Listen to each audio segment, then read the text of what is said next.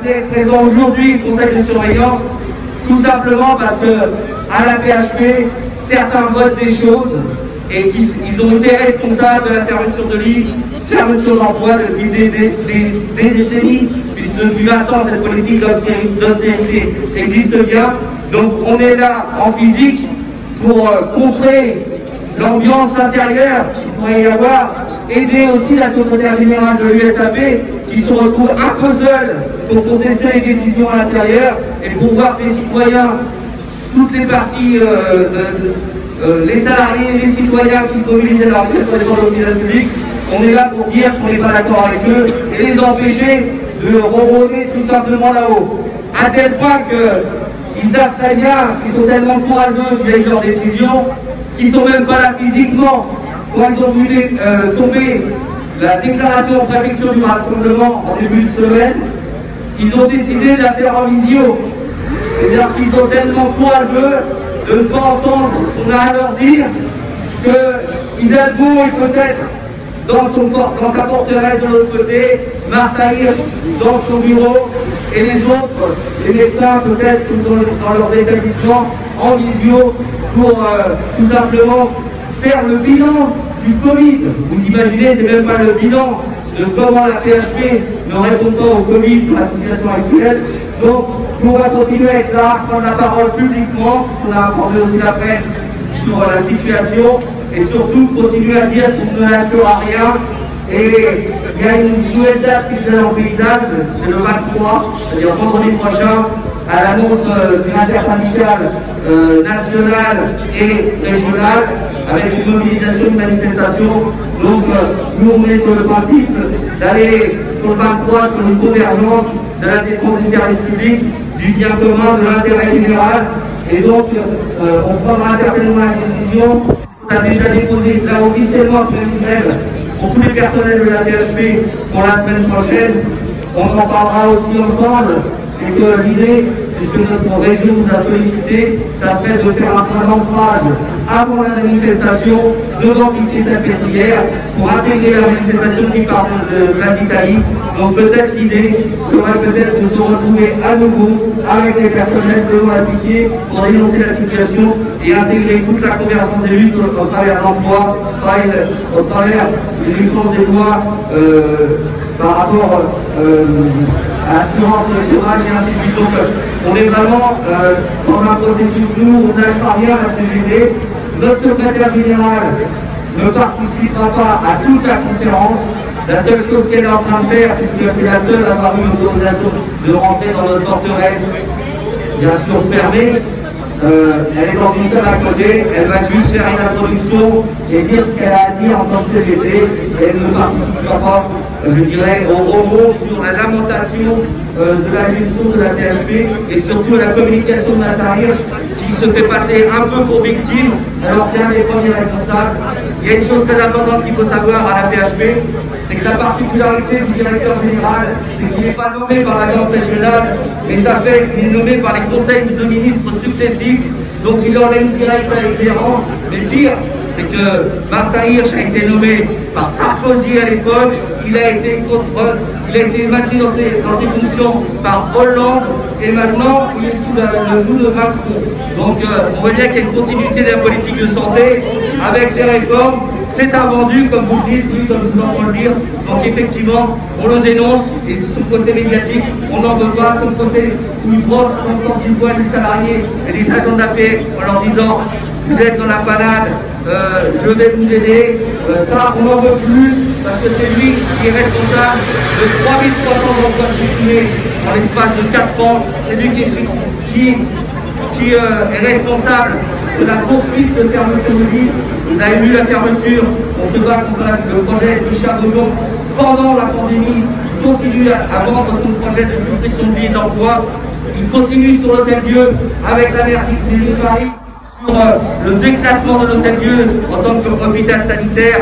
Il poursuit sous Jean Verdier dans le 93. Il poursuit sur le démantèlement de Raymond Poincaré dans le 92, hôpital du polyhandicap. Donc il est clair qu'on va rester ici. On prendra la parole les uns après les autres, on va les laisser peut-être un peu se mettre en place. Alors on ne sait pas, Roselyne nous dira comment comme on a débuté la séance. Et puis on continuera. L'objectif aussi, c'est peut-être qu'à un moment donné, ils rendent des comptes, ces responsables rendent des comptes par rapport aux décisions et aux votes qu'ils ont fait. Rappelons qu'ils ont voté quand même des budgets d'austérité, qu'ils ont voté le fameux projet Nouvelle APHP qui n'est ni plus ni moins qu'une structuration juridico-administrative pour éclater la PHP avec des suffrages du GH, parce que la PHP est une verrue dans la loi hôpital de la santé et territoire de Bachot à l'époque, et donc ils essaient d'éclater administrativement la PHP, et notamment par le symbole qui est là derrière nous, le siège de la PHP, qu'ils veulent tout simplement mettre à la spéculation avec le siège de Saint-Martin à côté, en plein milieu de Paris, autour de l'hôtel de ville. Ils disent qu'ils vont redimensionner et réduire le nombre d'emplois du siège de la PHP pour le mettre à Saint-Ambroise, alors que le redimensionnement, c'est tout simplement la suppression du siège de la PHP pour supprimer l'unicité de la PHP et que la PHP soit pied manié à l'ARS, à l'Agence nationale de santé. Donc il y a énormément d'enjeux sur la PHP qui représente 75 000 salariés quand même. Donc c'est pour ça que nous continuons, nous la CGT, à de rien lâcher. On ira vendredi à la manifestation et on lancera le message, on verra sur le fait de peut-être effectivement faire un point de fixation. C'est important d'être là parce qu'il faut lutter contre la fermeture des hôpitaux publics et le manque de moyens qui leur sont alloués, surtout en ce moment, mais le reste du temps aussi. Et nous, en tant qu'occupants de l'Odéon, on appelle massivement à se mobiliser contre la réforme de l'assurance chômage, qui va plonger énormément de monde dans une précarité hallucinante à très court terme. Et pour ça, on construit la date du 23 avril, d'une manifestation qui partira de Place d'Italie et qui ira jusqu'à Bastille contre la réforme de l'assurance chômage.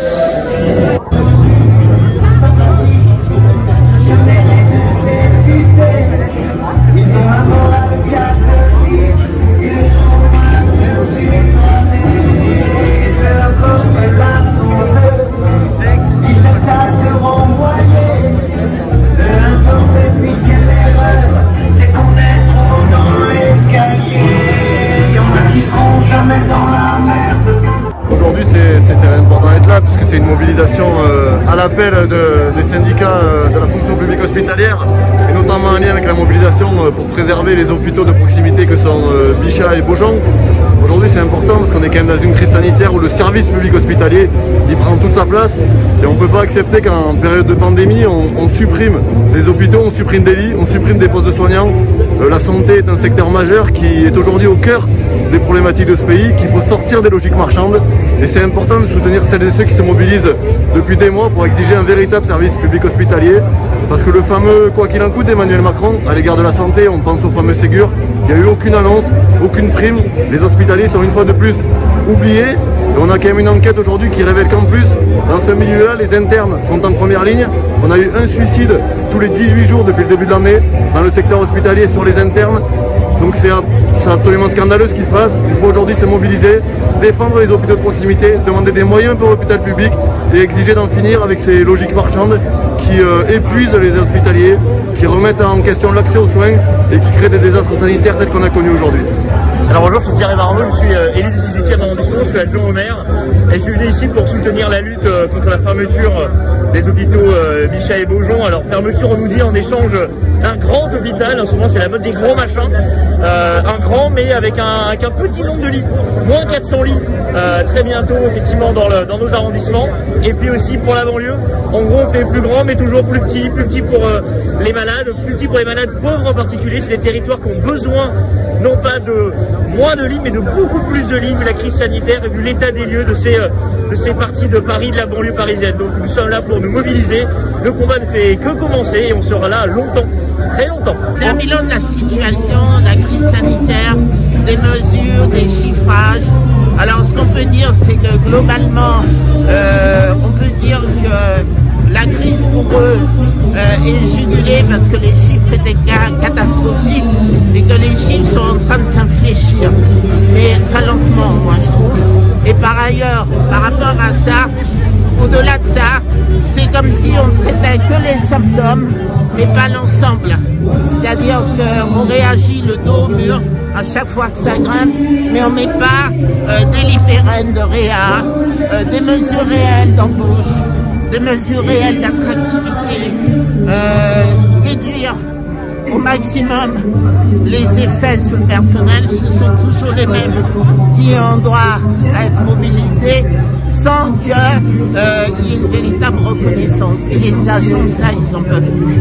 2527 personnels qui ont contracté le Covid du 8 février au 4 avril, ce qui est quand même relativement important, avec une politique de reconnaissance en maladie professionnelle qui est très très lente, voire insupportable, parce que les collègues sont remis en cause sur leur état de santé après d'avoir contracté le Covid. Par ailleurs, sur le fait que nous soyons tous là, c'est aussi pour exiger qu'il y ait un véritable changement de logique dans la manière dont la gestion à la fois de la crise et la gestion de l'hôpital public, la PHP et plus largement l'hôpital public, parce qu'on n'a pas changé, on est dos au mur, on utilise toujours les mêmes vieilles ficelles. Là, aujourd'hui, les lits de réanimation, ce sont des secteurs qu'on va armer de manière provisoire, selon les pics, selon l'état, selon le vent, comment il va pencher, alors que nous savons qu'il faut du pérenne, il faut des personnels qui soient formés et à l'aise dans l'exercice qu'ils font. Qu'est-ce qui se passe aujourd'hui? C'est que nos collègues sont à la fois révoltés, en colère, dégoûtés. Beaucoup réfléchissent à changer de métier parce que la reconnaissance n'y est pas. Après cette première vague qui aurait pu penser que les gouvernements auraient tiré des véritables leçons en matière de formation, en matière de maintien et de travailler sur les formations des personnels qui avaient été à la première phase de la crise et qui sont repartis, qu'on a laissé repartir au maintien des lits de réanimation, parce qu'aujourd'hui la solution c'est la déprogrammation. On a beau le dire, des passages en réa importants aussi bien en pédiatrie que chez les adultes, même si on peut mesurer les chiffres à la baisse, nous avons un véritable problème de gestion de crise, mais aussi de conception aujourd'hui de comment nous allons faire fonctionner l'hôpital, mais des sacrifices sur lesquels on ne peut pas continuer à capitaliser sur les sacrifices des personnels, de leur temps, de leur repos, de leur congé, de leur vie, de leur santé, mais aussi surtout sur le fait que nous avons aussi des étudiants qui sont totalement sacrifiés dans la poursuite de leur formation, qui sont aujourd'hui, parce qu'il y a une politique de suppression d'emploi telle, et aussi que la première vague, avec un Ségur qui ne répond toujours pas aux besoins et aux revendications des personnels, qui se contentent de saupoudrer, les leçons n'ont pas été tirées. Donc les collègues qui étaient venus, y compris de la province, ou d'ailleurs pour renforcer nos rangs, ne reviendront pas, ne sont pas venus. Et dans toute la France, nous avons la problématique qui se pose à la fois des effectifs médicaux et paramédicaux. Donc là où ils sont en train de discuter chiffres, tableaux, slides, et voilà, mais l'anticipation, quel projet visible et comment on dépasse cette logique qui manifestement ne permet pas de nous détacher de la crise. Ce sont des progrès à petits pas. On le voit encore avec le projet qui nous rassemble symboliquement aujourd'hui contre la fermeture de 400 lits, la fermeture de 2 hôpitaux pour un hôpital. Moi je dis qu'il ne faut pas construire un nouvel, mais on ne peut pas fermer 2 hôpitaux pour un nouvel hôpital où il va avoir à gérer plus de 100 000 urgences. Je rappelle qu'il y a eu 60 000 lits de fermés depuis 2009 dans notre pays. Ces 60 000 lits nous auraient permis d'absorber la crise. Et ça, ils ne veulent pas l'entendre. Donc nous, régulièrement, il faudra qu'on aille leur dire ce qu'on a dit, y compris lorsqu'on n'a pas signé le protocole, entre parenthèses, social de la paix, c'est que la donne n'y est pas. Les salaires, l'augmentation des salaires, il faut arrêter de mépriser le personnel. Parce que les 300 €, c'est pas le juste rattrapage d'années et d'années d'économie sur le dos des personnels. D'avoir de meilleures conditions de travail, c'est la formation en urgence, un plan emploi, formation. Et là, aujourd'hui encore, on voit pour la promotion professionnelle un recul par rapport à l'année antérieure, parce qu'effectivement, c'est l'avenir. Alors, on a beau essayer d'attirer ceux qui sont déjà formés, pour les attirer, pour qu'ils reprennent leur métier. Aussi bien ceux qui sont spécialisés, IAD, IVOD, etc. Il faut passer par une attractivité, des augmentations salariales, augmentation du point d'indice et l'amélioration des conditions de travail. Et surtout une autre logique pour l'hôpital public. Je ne suis pas oublié le siège, je n'ai pas cité, parce que ça commence à faire beaucoup et cher. Raymond Poincaré, Adélaïde Lecval. On a donc le siège Michel Beaujon, Jean Verdier, Champagne, c'est les meilleurs. Et à l'intérieur des hôpitaux actuellement phares, comme Henri Mondor, nous avons l'extinction de certaines activités phares, comme la cardio. On a eu la transplantation hépatique qui a été transférée. Et les crises de changement de chefs de service qui sont difficiles, mais aussi, à contrario de ce que certains disent, qui sont en train de négocier, l'extension des 12 heures absolue. L'extension de 12 heures et la dégradation des conditions de travail à la plupart des hôpitaux. Donc nous avons intérêt à rester mobilisés, à continuer à marteler les revendications de la CGT et de ceux qui voudront bien se battre avec nous. Et je salue la présence de tous ceux qui, dans le comité de soutien, des élus, des usagers, aussi la presse, tous les réseaux de communication qui pourront se faire les vecteurs de revendication que nous avons. Parce que le siège là, ce fameux siège qui va être vendu, qui est soi-disant déplacé à Saint-Antoine, tel qu'on l'avait dit, c'est le démantèlement complet du siège, du statut, de tout ce qu'on peut imaginer, parce que le secteur de ressources humaines, des directions, où on est censé avoir tout ce qui gère les métiers, l'évolution des carrières, les questions inhérentes à la gestion des hôpitaux, n'est pas dans le siège. Il ne sera pas dans le siège. Il sera éclaté par petits bouts dans les pics. Et si vous voulez avoir une réponse, si un agent va avoir une réponse de sa retraite, de son évolution, ou sur quelle que soit l'urgence qu'il y a, il faudra qu'il se déplace à Pitié-Salpêtrière ou ailleurs. Donc on voit bien la logique qui est la nôtre. C'est pas un comité seulement de défense par hôpital, c'est un comité de défense de la PHP qu'il faut monter. Parce que dans quelques années, il n'y aura plus rien.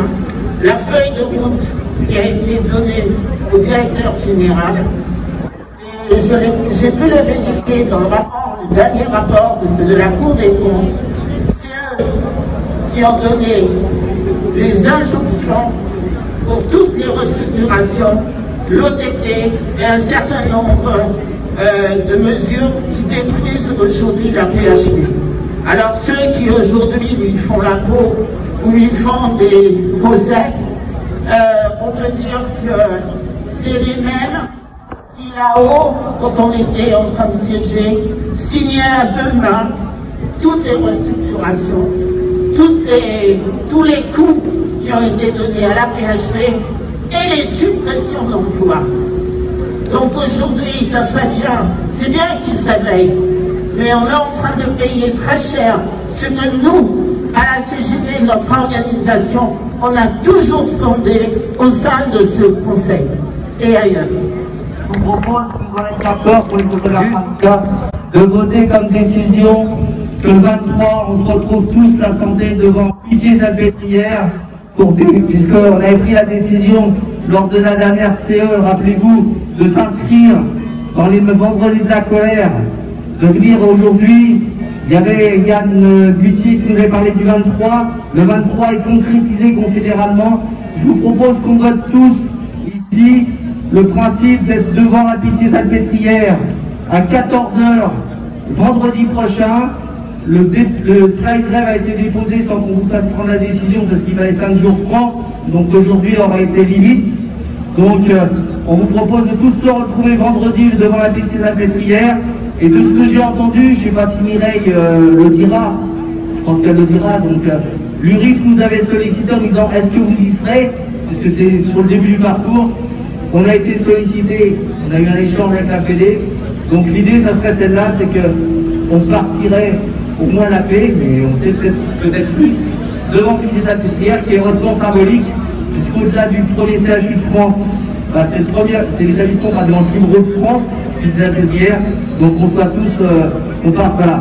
Donc, qui est pour?